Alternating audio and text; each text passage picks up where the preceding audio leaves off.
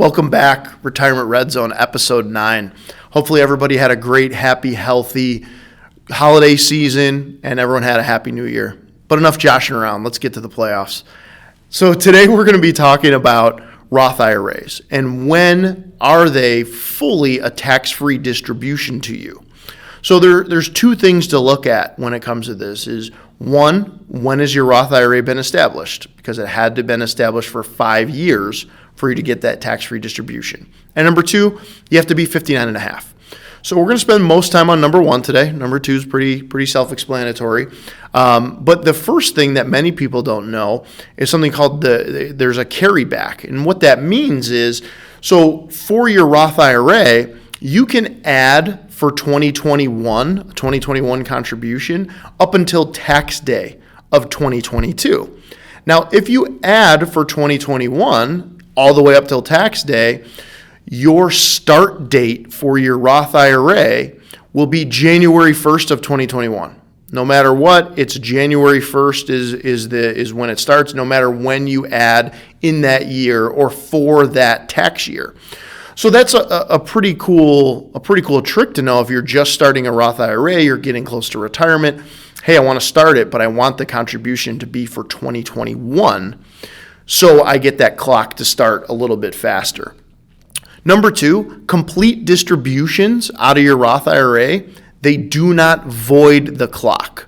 So, sake of example, you start a Roth IRA, you started it 20 years ago. You put some money in, and then 8 years later, you took all of it out.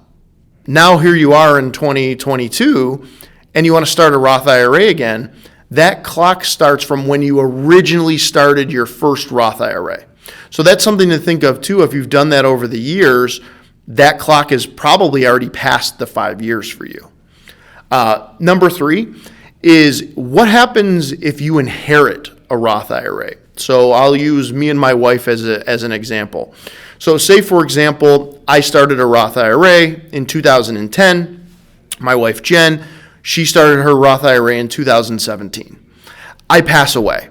If she takes my Roth IRA as an inherited Roth IRA or a spousal Roth IRA, she gets my start date, even for her Roth IRA. So that could, impact the decision of how you take that Roth IRA as a spouse.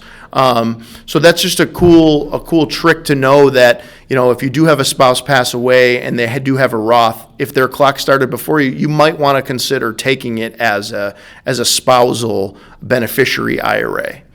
The rules as far as you inheriting a Roth IRA from a non-spouse, you just get when they started it. You get it clear off no matter what for that IRA only. So again, for example, I pass away. Any children that I have, they get the start date of when I started it. Lastly, this kind of seems self-explanatory, but we do get some questions on this. If you've made a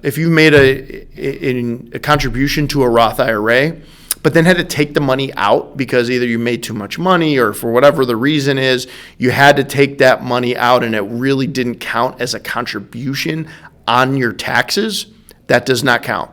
It needs to count on your taxes as a Roth IRA contribution for that clock to start. So if you do have any questions on this, please feel free to schedule an appointment through my Calendly. And as always, go Bills.